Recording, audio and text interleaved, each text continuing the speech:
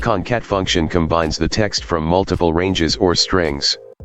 For example, if you want to combine first name and last name of employees, select a cell. Type equal, concat. The concat function combines the text from multiple ranges or strings. Double-click the concat command. Select a cell.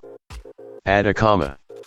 Inside of quotation marks, add a space, to create a delimiter.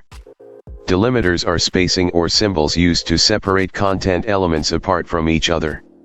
Select another cell. Hit enter. The function returns the content of first cell and second cell separated with a space delimiter. Use fill to copy the function. The concat function accepts cell values of both text and numbers. You can combine them in any way you prefer. For example, select a cell. Type equal, concat. Double-click the concat command. Select a cell, add a comma. Inside of quotation marks, add a space. Type sold.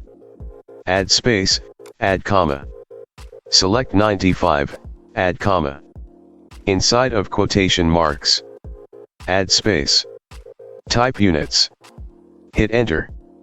Concat function will return content of D6, space, sold, space, content of E6, space units.